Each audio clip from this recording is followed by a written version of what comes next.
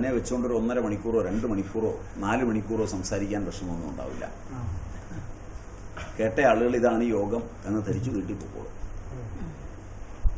പിന്നെ അവരും ആളുകളോട് വേണമെങ്കിൽ പറഞ്ഞോളും യോഗശാസ്ത്രം നന്നായി, നല്ല പ്രസംഗമായിരുന്നു. അങ്ങനെയാണ് ഇന്ന് മിക്കവാറും പഠനങ്ങളെല്ലാം പോകുന്നത്. പക്ഷെ വ്യാസഭാഷ്യത്തിൽ ഭാഷ്യകാരനായ വ്യാസൻ അതല്ല അർത്ഥമെന്ന് വ്യക്തമായി പറഞ്ഞിട്ടുണ്ട്. അപ്പൊ യുജ സമാധൗ ധാതുവിൽ നിഷ്പന്നമായ യോഗശബ്ദം സമാധ്യർത്ഥകമാണ്, ചേർച്ച അല്ലെങ്കിൽ സംബന്ധം എന്ന അർത്ഥത്തിലല്ല. ജീവാത്മ പരമാത്മ സംയോഗം, ഐക്യമുണ്ടാക്കുകയല്ല യോഗത്തിന്റെ ലക്ഷ്യം. യോഗത്തിന്റെ ലക്ഷ്യം പൂർണ്ണമായും പുരുഷനെ സ്വസ്വരൂപാവബോധത്തിൽ പ്രത്യാവർത്തിതമാക്കുകയാണ് ലക്ഷ്യം. യോഗ പഠിക്കുമ്പോൾ അത് പ്രത്യേകം അതിൻ്റെ ആ അടുക്ക് കൃത്യമായി പോകുന്ന സൂത്രത്തിലൂടെ അങ്ങനെയാണ്. അതിന് വിപരീതമായതെല്ലാം യോഗശാസ്ത്രം ക്രിയ കൊണ്ട് തള്ളിക്കളയുന്നുണ്ട്. അവബോധത്തിൽ പ്രത്യാവർത്തിതമാക്കുക എന്ന് പറഞ്ഞാൽ മുമ്പ് ഏത് സ്വരൂപത്തിലിരുന്നോ ആ സ്വരൂപത്തിലെത്തിക്കുക, സ്വരൂപസ്ഥിതി. അതിനുള്ള പദ്ധതിയും കൃത്യമായി പറഞ്ഞു പോരുന്നു. ആ അവസ്ഥ ഈശ്വര അവസ്ഥ തന്നെയാണെന്നും പറയുന്നുണ്ട്.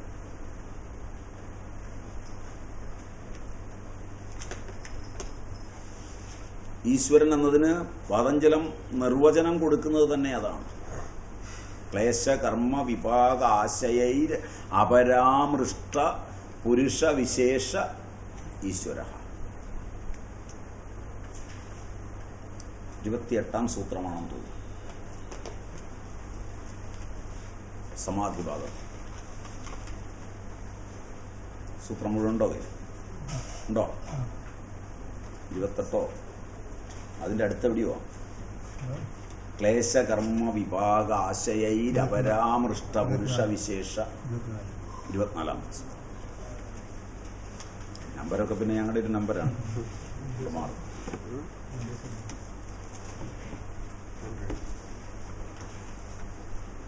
അതിൽ അത് പ്രണവമാണ് എന്നും കൃത്യമായി പറയുന്നുണ്ട്. പ്രണവഃ തസ്യ വാചകഃ, തസ്യ വാചകഃ പ്രണവഃ വളരെ കൃത്യമായി പറയുന്നുണ്ട്. മാത്രമല്ല തജ്ജപ തദർത്ഥഭാവന, അതിൻ്റെ ക്രിയയും പറഞ്ഞു തരുന്നുണ്ട്. ജപിക്കുക, അതിൻ്റെ അർത്ഥത്തെ ഭാവിക്കുക.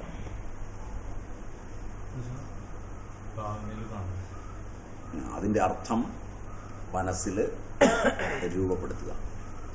അങ്ങനെയാകുമ്പോൾ ഇത് അനുഭവമായി തീരും. അനുഭവപ്രധാനമായ ഒരു ശാസ്ത്രമാണ്.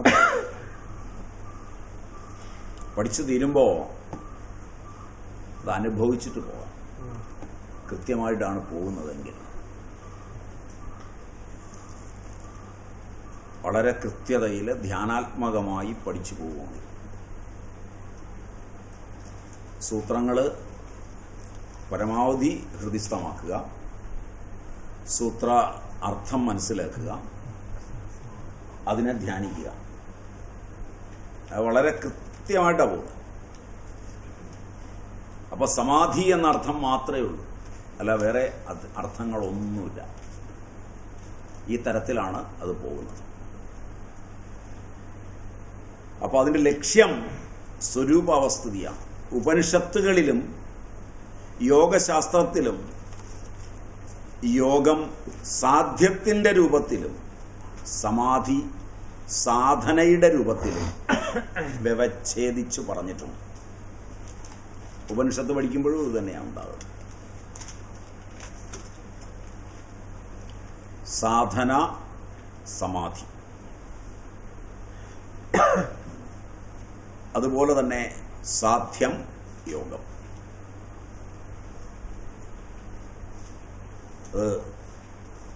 സാധ്യവും സാധനയും ഏകീഭവിക്കും അവിടെ. കൃതം ദീർഘായുസ്സിനു കാരണമാകയാൽ കൃതത്തെ ആയുസ്സെന്ന് വിളിക്കുന്നത് പോലെ ആയുർവൈകൃതം. സമാധിയെ തന്നെ യോഗമെന്ന് വിളിക്കുന്നു. സമാധി യോഗാംഗമാണ്, അത് യോഗം തന്നെയാണ്. യോഗ സമാധി നനു സമാധിരപി വക്ഷ്യമാണസ്യ അംഗിനോ യോഗസ്യ അംഗം നച അംഗമേവാംഗിന്യത. ആഹ സച സാർവഭൗമഃ ചസ്ത്വർത്ഥോ അംഗാദംഗിനം ഭിനതി. സാർവഭൗമഃ ഭൂമയോ അവസ്ഥാവക്ഷ്യമാണഃ മധുമതി മധുപ്രതീക വിശോക സംസ്കാരശേഷ സ്ഥാ ചിത്തസ്യ താസു സർവാസു വിധിതഃ. സാർവഭൗമ ചിത്തവൃത്തി നിരോധ ലക്ഷണോ യോഗഃ തദംഗം സമാധി നൈവം ഭൂതഃ. വിൽപ്പത്തി നിമിത്തമാത്രാഭിധാനം ചൈതത് അദ്യോഗഃ സമാധിരിതി അംഗാംഗിനോ അഭേദ വിവക്ഷമാത്രേണ പ്രവൃത്തി നിമിത്തം തു യോഗശബ്ദസ്യ ചിത്തവൃത്തി നിരോധ ഏവേതി പരമാർത്ഥഃ. അവിടെ ചിത്തവൃത്തി നിരോധം എന്നതിലേക്ക് നമ്മൾ എത്തുന്നതിന് മുമ്പ് ആ സമാധിയാണ് യോഗം എന്നുള്ളത് വാചസ്പതി മിശ്രൻ പറഞ്ഞു തരുന്നതാണ്. സമാധിയോഗത്തിൻ്റെ അംഗമാണ്, യോഗത്തിൻ്റെ അംഗം ആണ് സമാധി, അതായത് സാധന. അംഗത്തെ എങ്ങനെ അംഗിയെന്ന് പറയും? അംഗഭൂതമായ സമാധി അംഗീഭൂത യോഗത്തിൻ്റെ സമകക്ഷത യുക്തിയുക്തമോ എന്ന സംശയത്തിന് മറുപടി പറയുക. വ്യാസൻ ഇവിടെ സച സാർവഭൗമഃ ഭാഷ്യസ്തച അവ്യയതു അർത്ഥാത് വ്യാവൃത്തി എന്ന നിലയിൽ പ്രയുക്തമാണ്. അംഗിയായ യോഗത്തിൽ അംഗമായ സമാധി വേർതിരിച്ചു മനസ്സിലാക്കി സമാധി തന്നെയാണ് യോഗം എന്ന് അനുഭവിക്കുന്നതിനെ വ്യാസൻ വളരെ വിശദീകരിച്ചു പറഞ്ഞിട്ടുണ്ട്. അതിനാണ് അവിടെ മധുമതി മധുപ്രതീക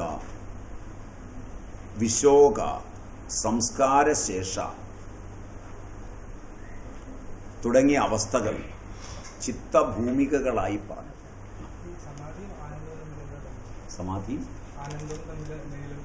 സമാധി പൂർണ്ണാനന്ദ രൂപമാണ്. സമാധിയുടെ ചെറിയ അനുഭവം ഉണ്ടാകുമ്പോൾ തന്നെ ആനന്ദം ഉണ്ടാവാൻ തുടങ്ങും. സമാധി അനുഭവിക്കാൻ തുടങ്ങുമ്പോൾ തന്നെ കേവലമായ ആനന്ദം ഉണ്ടാകും. നമുക്ക് ആനന്ദമല്ല ഉണ്ടാകുന്നത്, ഒരു സുഖമാണ് ഉണ്ടാകുന്നത്. ആ സുഖമാകട്ടെ അനുകൂലം എന്ന നിലയിലുണ്ടാകുന്നതാണ്. നമുക്ക് അനുകൂലമായൊരു അറിവാണ് സുഖം തരുന്നത്. ആ അനുകൂലമായ അറിവ് ഒരു കാലത്തിൽ അനുകൂലമാണ്, വേറൊരു കാലത്തിൽ അത് പ്രതികൂലമാകാം. അപ്പോഴത് ദുഃഖമാവും. പ്രതികൂലമായ അറിവ് ദുഃഖവും അനുകൂലമായ അറിവ് സുഖവുമാണ്.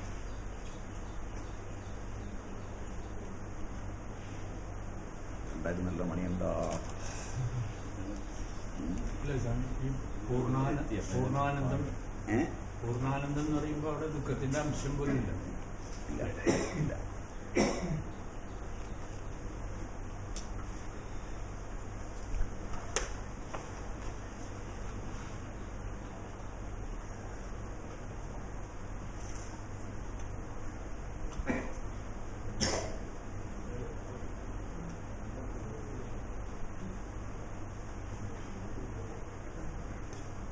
വീണ്ട അങ്ങനെയുള്ള പൂർണ്ണാനന്ദമാണ് ഈ സമാധിയിലുണ്ടാവുന്നത് അല്ലേ?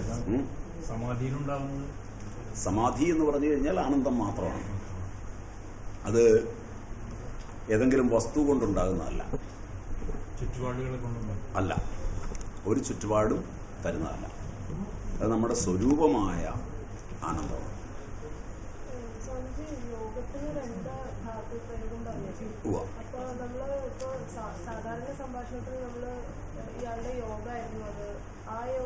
അവിടെ അയാൾക്ക് വന്നു ചേരേണ്ടതാണ് അത് എന്നുള്ള അർത്ഥത്തിലാണ് അവിടെ ചേർച്ച എന്നാണ്,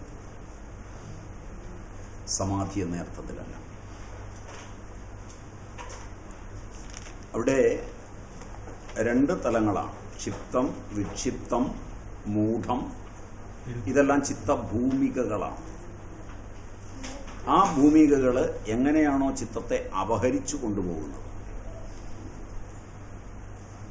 അതിനു പകരം ചിത്തത്തിനൊരു സാർവഭൗമ ചിത്തവൃത്തിയുണ്ട്. ആ സാർവഭൗമ തലം അത് വച്ചിട്ടാണ് വ്യാസൻ പറയുന്നത്. അവിടെ വേർതിരിച്ച് മനസ്സിലാക്കണം. സമാധിയെയും അംഗമായ സമാധിയെയും അംഗിയായ യോഗത്തെയും വേർതിരിച്ച് മനസ്സിലാക്കണം. അത് വ്യാസൻ പൃഥക്കരിച്ചിട്ടുണ്ട്. അത് മുന്നോട്ട് പറയാൻ പോകുന്ന, നമ്മൾ വരാൻ പോകുമ്പോൾ പഠിക്കുന്ന, അതിപ്പോൾ പറയുന്നത് നിങ്ങൾക്ക് മനസ്സിലാകാൻ മാത്രമാണ്. അത് വിശദീകരിച്ച് പിന്നീട് പഠിക്കാനുണ്ട്. മധുമതി, മധുപ്രതീക, വിശോക, സംസ്കാരശേഷ തുടങ്ങി ചിത്തത്തിന് അവസ്ഥകളുണ്ട്. അത് ചിത്തത്തിൻ്റെ ഭൂമികയാണ്. ഈ അവസ്ഥകളിൽ സൂചിതമായ യോഗം സാർവഭൗമം എന്നാണ് പറയപ്പെടുന്നത്. യോഗത്തിൻ്റെ അംഗഭൂത സമാധി സാർവഭൗമമല്ല. ചിത്തത്തിൻ്റെ എല്ലാ അവസ്ഥകളിലും സമാധി ഉളവാകുന്നില്ല. അംഗസമാധി, അംഗിയോഗം ഇവയുടെ അഭേദം പറയുന്നതിന് തന്നെ യോഗസമാധിയിൽ യോഗത്തിൻ്റെ സാമാന്യാർത്ഥം സമാധി എന്ന് പ്രയോഗിച്ചിരിക്കുന്നു. യോഗശബ്ദത്തിൻ്റെ പ്രവൃത്തി ചിത്തവൃത്തി നിരോധമാണ്. വ്യാസൻ അതിനെ എടുത്താണ് വ്യാഖ്യാനിച്ചത്. ചിത്തവൃത്തി നിരോധമാണ് യോഗം എന്ന് പതഞ്ജലി പറഞ്ഞിട്ടുണ്ട്. അതുകൊണ്ട് യോഗശബ്ദം പ്രവൃത്തിപരമായി കാണുമ്പോൾ ചിത്തവൃത്തി നിരോധമാണ്. എല്ലാ ചിത്തവൃത്തികളെയുമാണോ, അതല്ല കുറച്ച് ചിത്തവൃത്തികളെയാണോ, അതെല്ലാം വിശദമായി ആ സൂത്രം പഠിക്കുമ്പോൾ നമുക്ക് പഠിക്കാം. എല്ലാ ചിത്തവൃത്തികളുടെയും നിരോധമെന്നർത്ഥമുണ്ടോ, അതല്ല ചില ചിത്തവൃത്തികളെ നിരോധിച്ചാൽ യോഗമാകുമോ, അതുമൊക്കെ പഠിക്കേണ്ടതാണ്. അത് നമ്മൾ ആ സമയത്ത് കൂടുതൽ വിശദീകരിച്ച് പഠിക്കാം. ഇവിടെ വ്യുൽപ്പത്തി, വിശേഷണ ഉൽപ്പത്തി, ശബ്ദജന്യ ശബ്ദാർത്ഥ ജ്ഞാനാദി സമ്പാദ്യ സംസ്കാരവിശേഷം, ശബ്ദാനാം അർത്ഥബോധക ശക്തി, യാം ബുദ്ധിമാസാദ്യ പദാർത്ഥവിശേഷബോധ, ശബ്ദശക്തിഗ്രഹ, വിഗ്രഹവാക്യം, വ്യവഹാര, നിയമ. ഇത്രയും വ്യുൽപ്പത്തി ശബ്ദത്തിന് അർത്ഥമുണ്ട്. വിശേഷണ ഉൽപ്പത്തി 1, 2 ശബ്ദജന്യ ശബ്ദാർത്ഥജ്ഞാനം, ശബ്ദജന്യ ശബ്ദാർത്ഥജ്ഞാനാഭിസമ്പാദ്യ, അതിന് സംസ്കാരവിശേഷം എന്ന് പറയും. അത് 2. ശബ്ദാനാം അർത്ഥബോധക ശക്തി 3, 4 5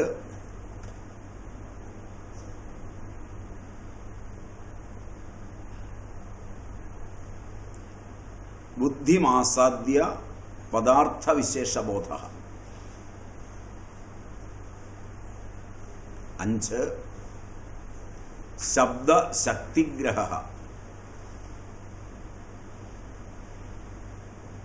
6 വിഗ്രഹവാക്യം. 7 വ്യവഹാരഃ.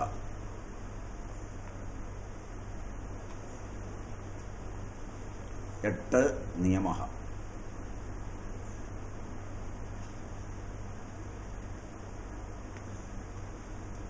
വ്യാകരണ സംബന്ധമായ ഈ അർത്ഥത്തെ വിൽപ്പത്തി നിമിത്തമായ ജ്ഞാനം എന്ന് പറയുന്നു.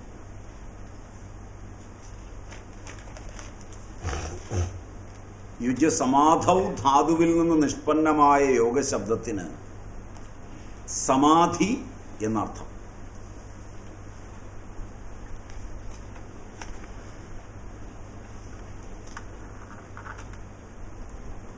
പ്രവൃത്തി നിമിത്തം. എന്നാൽ പദശക്യതാവച്ഛേദകമെന്ന് ദാർശനിക ശബ്ദാവലിയിൽ നിഘണ്ടുവിൽ അർത്ഥം. ഘടത്വം, അതാ ഘടമെന്ന പദത്തിൽ പ്രവൃത്തി നിമിത്തം വരുന്നതാണ്. പൊട്ടും എന്നുള്ളത് കൊണ്ടാണ് പറയുന്നതെന്ന് പറഞ്ഞ പോലെ. ശുക്ലാദി പദാർത്ഥങ്ങളിൽ ശുക്ലത്വം. പ്രവൃത്തേഹേ ശബ്ദാനാം അർത്ഥബോധന ശക്തേഹേ നിമിത്തം പ്രയോജകം. ഇതിൽ യോഗശാസ്ത്രത്തിൻ്റെ പ്രവൃത്തി നിവൃത്തി നിരോധത്തിലാണ്. ചിത്തവൃത്തി നിരോധമാണ് യോഗത്തിൻ്റെ പ്രവൃത്തി. അപ്പോൾ യോഗപ്രവൃത്തി അവിടെ വൃത്തി നിരോധമാണ്. അതുകൊണ്ട് യോഗശബ്ദത്തിൻ്റെ പ്രവൃത്തി നിമിത്താർത്ഥം ചിത്തവൃത്തി നിരോധമാണ്. ഏറ്റവും ലളിതമായി പറഞ്ഞാൽ ചിത്തവൃത്തി നിരോധമാണ് യോഗം. നമ്മളാളുകളെയൊക്കെ ഇയാൾ മഹായോഗിയാണെന്നൊക്കെ പറഞ്ഞാൽ അയാളുടെ ചിത്തവൃത്തി ഒന്നും നിരോധിച്ചിട്ടുണ്ടാവില്ല. അതൊക്കെ ഒരു ഭംഗിക്ക് വേണ്ടി ആളുകളെ സ്റ്റേജെ കയറ്റിയിരുത്തിയിട്ട് പറയുന്നതാണ്. സകല ചിത്തവൃത്തികളും കിടന്ന് കളിക്കുന്നവരാണ്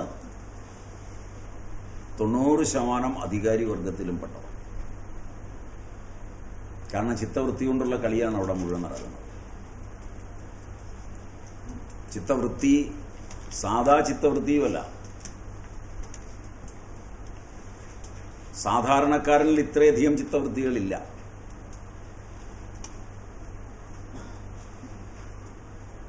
ചിത്തവൃത്തി ഓരോ നിമിഷവും മാറിക്കൊണ്ടിരിക്കുന്നവരാണ് യോഗികളായി അറിയപ്പെടുന്നത്. ചിത്തവൃത്തി ശാന്തമായാൽ അയാളിരിക്കുന്ന ചുറ്റുപാടുകൾ തന്നെ ശാന്തമാകാൻ തുടങ്ങും. ചുറ്റുപാടുകളെ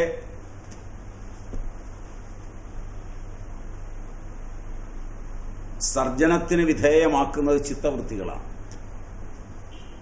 ചിത്തവൃത്തികൾ ധനാത്മകങ്ങളും ഋണാത്മകങ്ങളുമുണ്ട്.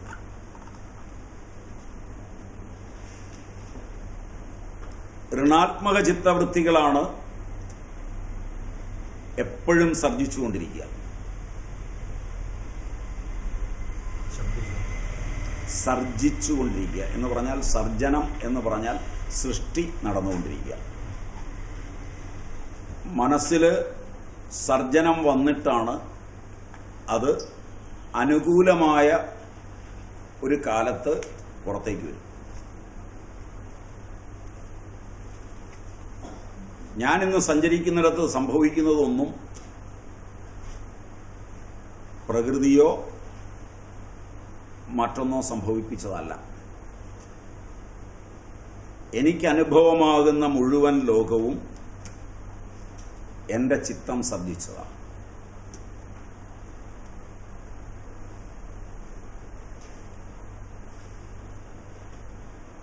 എനിക്ക് ലഭിക്കുന്ന ആഹാരം, വസ്ത്രം,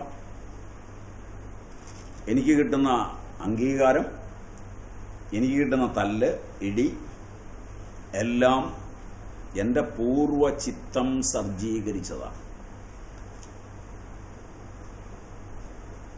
ഞാൻ സ്വപ്നേവി വിചാരിച്ചില്ല എന്ന് പറയുന്നത് വർത്തമാനത്തിലാണ്.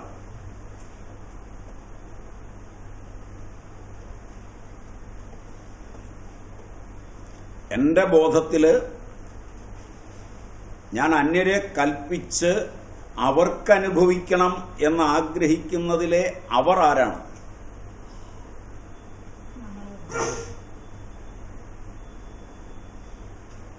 അവൻ്റെ കാലൊടിയണം. അതിൽ അവൻ ആരാണ്?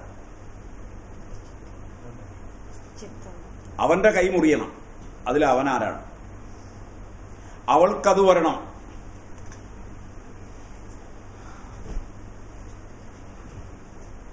അവൻ അങ്ങനെ സംഭവിക്കണം. അവൻ എൻ്റെ സഹോദരനാണ്. അവൻ എന്നെ പോലെ സംഭവിക്കണം. അവൻ വെള്ളം കിട്ടാതെ അലയണം. എന്നിട്ടൊരു പാഠം പഠിക്കണം.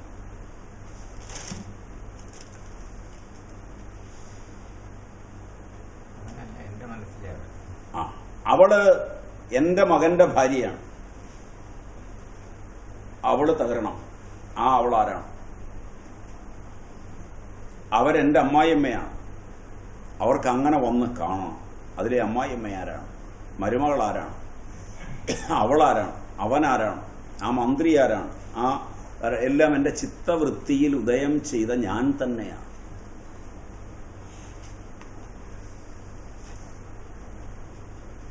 എൻ്റെ ചിത്തവൃത്തിയിൽ ഉദയം ചെയ്യുകയും അത് സംഭവിക്കണമെന്ന് എൻ്റെ ബോധത്തിൽ അങ്കിതമാവുകയും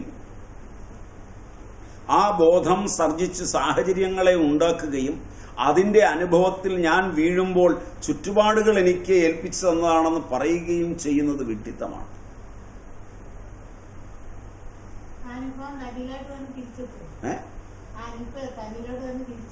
എത്തും എന്നാണ് ഈ ശാസ്ത്രം പറയുന്നത്. അങ്ങനെ ഞാൻ പറഞ്ഞാൽ നിങ്ങൾ ഇതുവരെ സങ്കല്പിച്ചത് മുഴുവൻ നിങ്ങൾക്ക് വന്നു ചേരുമ്പോൾ എങ്ങനെ സഹിക്കും എന്നെനിക്കറിയാം.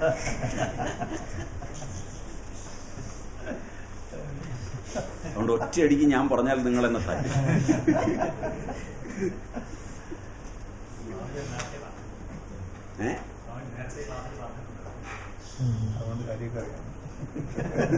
അതുകൊണ്ട് കാര്യമൊക്കെ അറിയാൻ ഇങ്ങനെ ചെയ്യാറില്ല.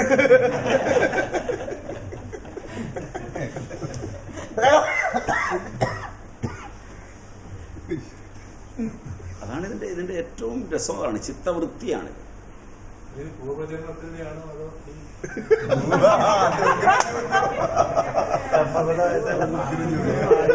ഈ ജന്മത്തെ തന്നെ മതി. അത് കഴിഞ്ഞുപോലെ അതെ, ഈ ജന്മത്തിലോട്ട് ഇവിടെ വന്നിരുന്നതിന് ശേഷമുള്ളത് മതിയല്ലോ. അത് തന്നെ ഒരു വലിയ സാമ്രാജ്യമില്ല.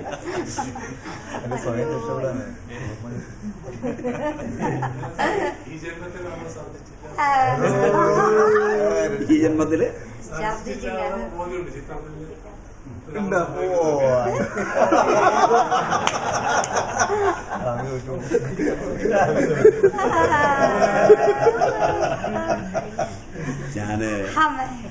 ഞാൻ വിഷമിച്ചു പോകുന്നത് എന്താന്ന് വെച്ചാല്, സുഭാഷ് ഞാനുമായിട്ട് വളരെ കുറച്ച് നേരത്തെ പരിചയം, ഒരുപാട് നേരത്തെ ഇല്ല. പരിചയമുള്ള ആളുകളോടൊക്കെ ചോദിച്ചാലാണ് അത് കൂടുതൽ അറിയുക. എങ്കിലും അല്പനേരത്തെ പരിചയം വെച്ച് ഒരു 3-4 കേസിനെങ്കിലും വക്കീലിനെ അന്വേഷിക്കുന്നതായിട്ട് എനിക്ക് ഓർമ്മയാണ്. അപ്പൊ സർജിച്ചിട്ടില്ല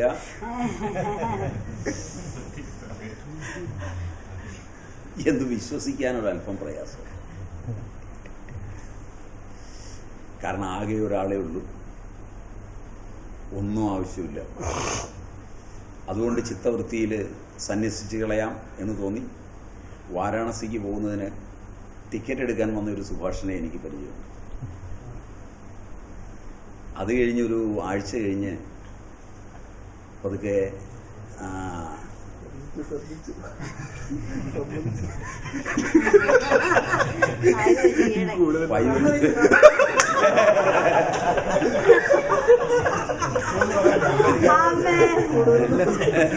പയ്യന്നൊരു അഭിലാഷനെയൊക്കെ വിളിച്ച് കല്യാണം ആലോചിക്കുന്ന ഒരു സുഭാഷിനെയും എനിക്ക് പരിചയം. അത് കഴിഞ്ഞ് യുവന്മാരെല്ലാം പറ്റിച്ചിട്ടൊരു പെങ്കൊച്ചിനെ കിട്ടിയില്ല എന്ന് പറഞ്ഞ് ഞാനൊരെണ്ണതിനെ കണ്ടെത്തി സ്വാമി വിജയിച്ചു എന്ന് പറഞ്ഞ് യുറേക്കാന്ന് പറഞ്ഞു വന്ന സുഭാഷിനെയും എനിക്ക് പരിചയം. വളരെ കുറച്ച് ദിവസത്തെ പരിചയം, നിങ്ങളുടെ പരിചയമൊന്നുമില്ല. ആകെപ്പാടെ എല്ലാം കൂടെ പരിചയം പറഞ്ഞാൽ ഒരാഴ്ചത്തെ പരിചയമില്ല. കാരണം വെച്ചാൽ ഞാനും സുഭാഷുമായിട്ട് കണ്ട ആകെപ്പാടെ മണിക്കൂർ എടുത്താൽ ഒരാഴ്ചയില്ല. ഒരു ദിവസം 24 മണിക്കൂറെന്ന് കണക്കാക്കിയാൽ, കാരണം 10 മിനിറ്റ് അല്ലെങ്കിൽ 15 മിനിറ്റ് നമ്മൾ തമ്മിൽ കാണുകയും വർത്തമാനം പറയുകയും ചെയ്തു. അത്രയും പരിചയത്തിൽ നിന്ന് ഞാൻ എത്തിച്ചേരും. എനിക്ക് സുഭാഷിനെ മുഴുവനായി അറിയാം, സുഭാഷ് എത്തിച്ചേരും സ്വാമിയെ മുഴുവനായിട്ട് അറിയാം. അങ്ങനെയാണ് നമ്മളൊക്കെ വാചകം അടിക്കുന്നത്. പക്ഷെ ആകെപ്പാടെ 10 മിനിറ്റിൻ്റെ പരിചയമുള്ളൂ. ആ 10 മിനിറ്റിൻ്റെ പരിചയം കൊണ്ടൊന്നും പറയാനും ആവില്ല. പക്ഷെ സർജിച്ചിട്ടുണ്ട് എന്നുള്ളത് മാത്രമാണ്, അല്ലാതെ സുഭാഷിനെ പരിചയമുണ്ടെന്ന് അതിനർത്ഥമില്ല.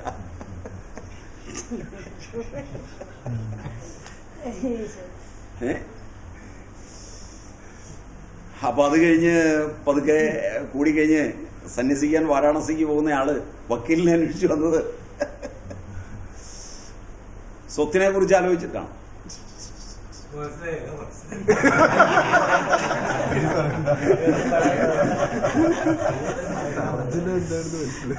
അതുകൊണ്ട് ഓരോ നിമിഷവും ഇങ്ങനെ സർജനം നടന്നുകൊണ്ടിരിക്കുകയാണ്. ഈ സർജനം നമ്മളുടെ അനുഭവത്തിന് അനുകൂലമായ സർജനമാണ്, ആത്മാനുഭവത്തെ നിഷേധിക്കുന്ന സർജനം. സംഘർഷം മനസ്സിന് വരാതെ യഥാതഥമായി എങ്ങനെ വരുന്നു അങ്ങനെ അതിനെ സ്വീകരിക്കുന്ന വിധം സർജിക്കുന്ന മനസ്സുകളുണ്ട്.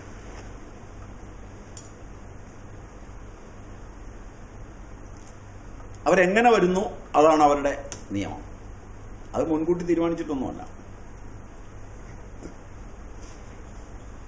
അവരതിനെ വ്യാഖ്യാനിച്ച് ആളുകളെ സമാധാനിപ്പിക്കും. കൂടെയുള്ള ആളുകൾ വിചാരിക്കും ഇങ്ങനെ വരണം എന്ന് വിചാരിച്ചല്ല ചെയ്തത്. പക്ഷെ അവർ സമാധാനിപ്പിച്ച് പറയും, എടോ ഇങ്ങനെ തന്നെ വരണം എന്ന് വിചാരിച്ചാൽ ഞാനിതെല്ലാം ചെയ്തത്. അതവർക്ക് സഹിക്കാൻ പറ്റില്ല. അന്നേരം അവർ പിണങ്ങിപ്പോകും. ചിലപ്പോൾ ഇയാൾ കൊള്ളാമല്ലോ, കാരണം എന്താ വെച്ചാൽ അത് സംഭവിച്ചത് അങ്ങനെ അങ്ങ് എടുക്കാൻ പറ്റുമോ? അങ്ങനെ സംഭവിക്കരുതായിരുന്നു. ലോകത്തെല്ലാ മനുഷ്യൻ്റെയും ചിന്തയുടെ അടിസ്ഥാനം ഒരു കാര്യം സംഭവിച്ചാൽ അങ്ങനെ സംഭവിക്കരുതായിരുന്നു. ആദ്യം അതങ്ങ് തീരുമാനിക്കും. എന്നിട്ട് ആ സംഭവിച്ചതിന് കാരണമായിരിക്കുന്ന ചുറ്റുപാടുകളോട് ആദ്യം ഏറ്റുമുട്ടും. അത് സംഭവിപ്പിച്ചത് ഞാനൊഴിച്ച് ബാക്കിയുള്ളവരാണെന്ന് പറഞ്ഞ് അവരോട് ഏറ്റുമുട്ടും. ചിലതങ്ങനെയല്ല. ഇടോ അങ്ങനെയാണ് സംഭവിക്കേണ്ടതുപോലെ സംഭവിച്ചിട്ടുണ്ട്, സമാനമായിട്ടിനി അത് സഹിക്കാൻ പറ്റില്ല. അവിടെ വെച്ച് പലരും പിരിഞ്ഞു പോകും. അതാദ്യം നമ്മുടെ മനസ്സിനെ സമാധാനിപ്പിക്കാൻ വേണ്ടി നമ്മൾ ചെയ്യുന്നത് അല്ല. ചില ആളുകൾ അങ്ങനെയാണ് അവരുടെ സ്വഭാവം. അവർ നേരത്തെ ഒന്നും ഫലത്തിൽ ചിന്തിച്ചിട്ടില്ല, കർമ്മത്തിൽ മാത്രമേ ചിന്തിച്ചിട്ടുള്ളൂ. ഫലം എങ്ങനെ വന്നാലും യാതൊരു ഭാവഭേദവും വരാത്തത്. 20 ഏക്കർ സ്ഥലം മുഴുവൻ വാഴ വെച്ചിരിക്കുകയാണ്. ഒരു ദിവസം രാവിലെ ഏറ്റവും മുഴുവൻ മറിഞ്ഞു കിടക്കുക.